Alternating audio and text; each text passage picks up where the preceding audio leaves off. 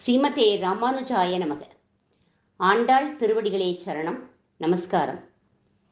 கஞ்சனான ராவணன் வயிற்றில் நெருப்பென்ன நின்றார் சக்கரவர்த்தி திருமகன்னு நேற்று நாம் பார்த்தோம். இன்றும் மற்ற பதங்களை நாம் அனுபவிக்கலாம். முதல்ல பாசுர அனுசந்தானம். ஒருத்தி மகனாய் பிறந்து ஓர் இரவில் ஒருத்தி மகனாய் ஒளித்து வளர தரிக்கிலானாகி தான் தீங்கு நினைத்த கருத்தை பிழைப்பித்து கஞ்சன் பயிற்றில் நெருப்பென்ன நின்ன நெடுமாலே உன்னை அரித்தித்து வந்தோம் பறை தருதியாகில் திருத்தக்க செல்வமும் சேவகமும் யாம்பாடி வருத்தமும் தீர்ந்து மகிழ்ந்தேலோரெம்பாவாய். ராவணனுக்கு விபீஷணன் அட்வைஸ் பண்ணான். நனஸ்யந்தம் உபேட்சேயம் பிரதீதம் சரணம் யத அப்படிங்கிறான். ஒரு வீடு நெருப்பில் ஏறிற மாதிரி நீ ராமபாணத்தினாலே எரிஞ்சு போயிடக்கூடாது அண்ணா.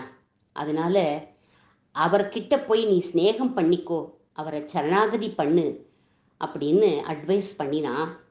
ஆனால் ராவணன் கேட்கல. ஆனால் மனசுக்குள்ள ராமன் எரிச்சுடுவானோ அப்படிங்கிற பயம் மட்டும் இருந்துகிட்டே இருந்துதான். அந்த பயத்தோடையே தான் அவன் சண்டை போடுறதுக்கு வரானான்.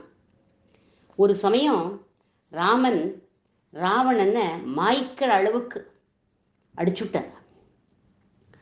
அந்த சமயம் யுத்த களத்திலேருந்து ராவணனுடைய தேரை ஓட்டிண்டு போயிட்டான். அதனால ராவணன் பழைச்சுட்டான்.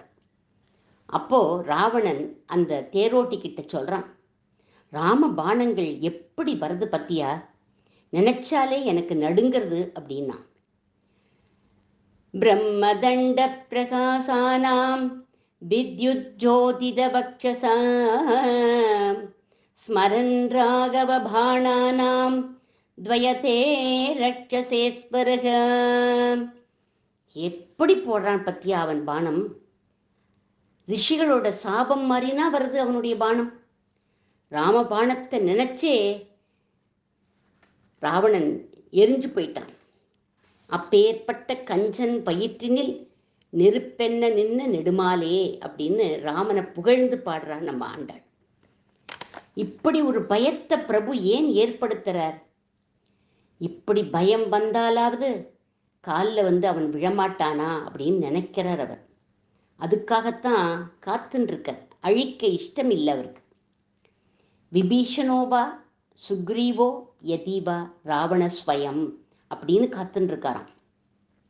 ராவணன் அபயம் கேட்டாலும் கொடுப்பேன்னு காத்துன்னு இருக்காராம்.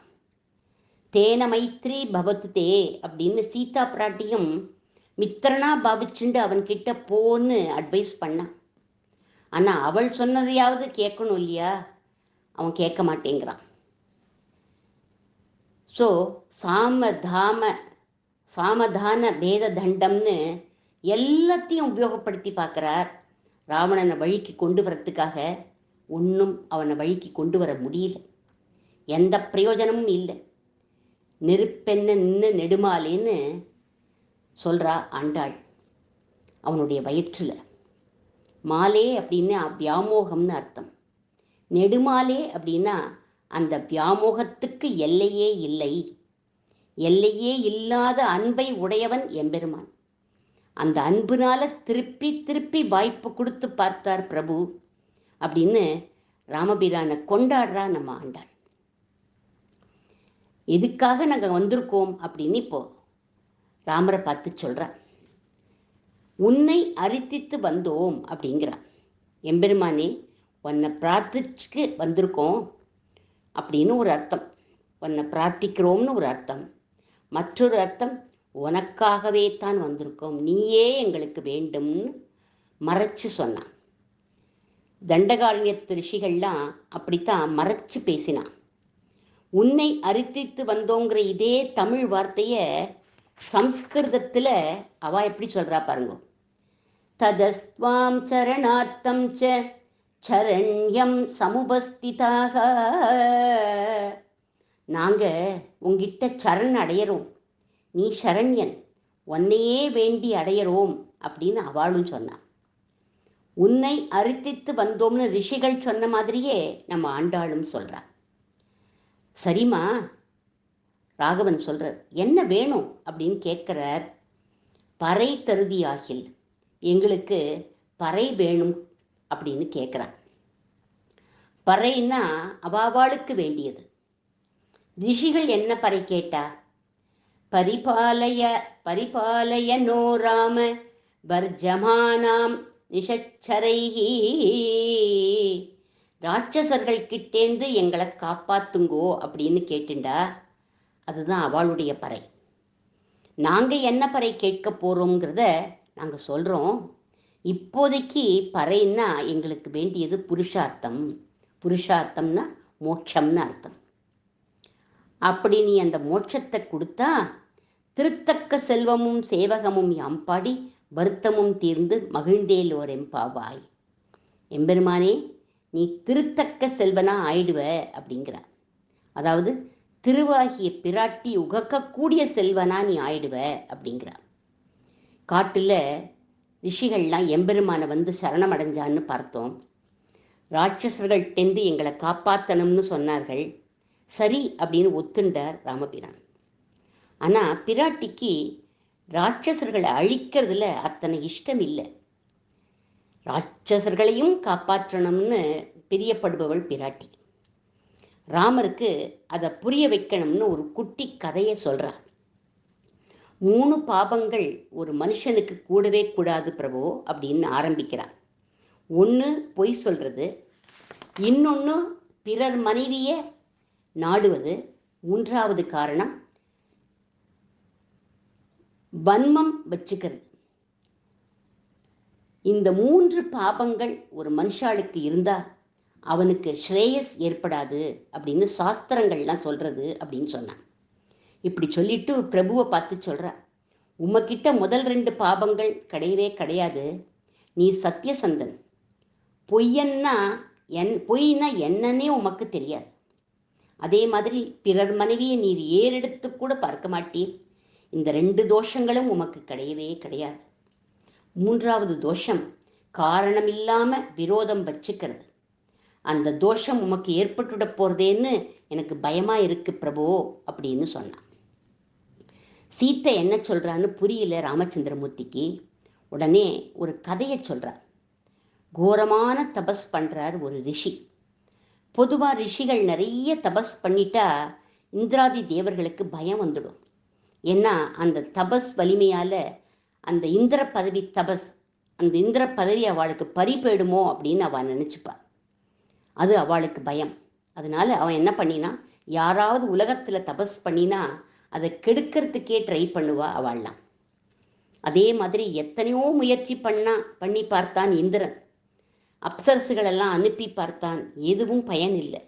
அந்த ரிஷி கோரமாக தபஸ் பண்ணின்னு இருக்கார். ஒரு யுக்தி பண்ணான் இந்திரன்.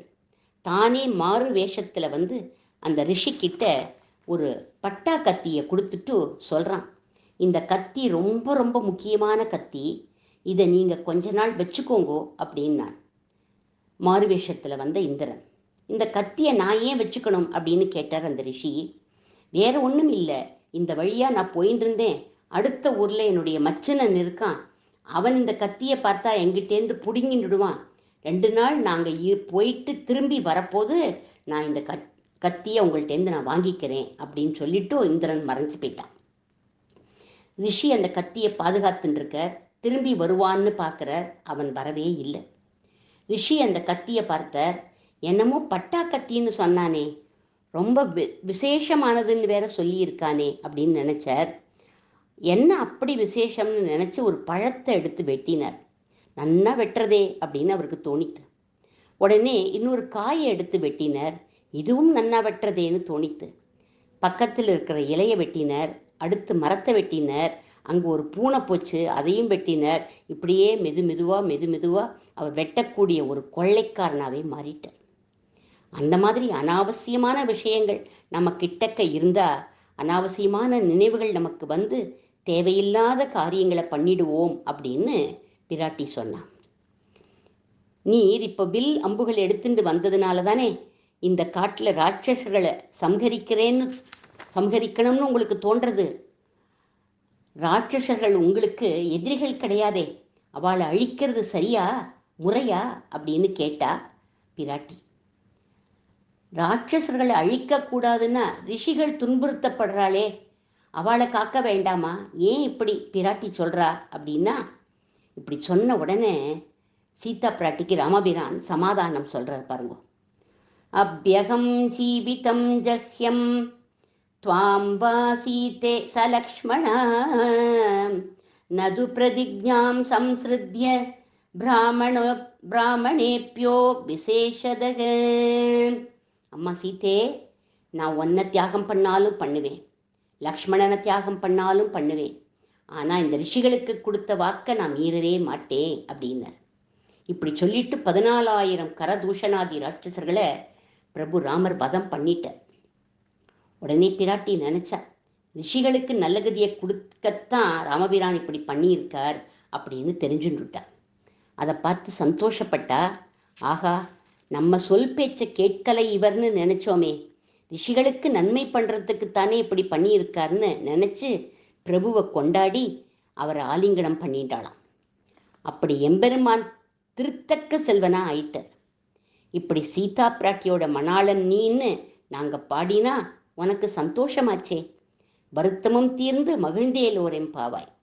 பிராட்டியோட வருத்தத்தை தீர்த்து அவளை எப்படி மகிழ்விச்சியோ அதே போல எங்களையும் மகிழ்விப்பாய் அப்படின்னு இந்த பெண்கள் பிரார்த்திக்கிறா ராமபிரான் கிட்ட. அவரும் ஆனந்தமாக அதை கேட்டுருக்கார். அடுத்த வாரம் இந்த பாசுரம் இன்றோடு முடிந்தது. அடுத்த வாரம் ஆச்சாரியபரமாக இந்த பாசுரத்தை நாம் அனுபவிக்கலாம். ஆண்டாள் திருவடிகளே சரணம்.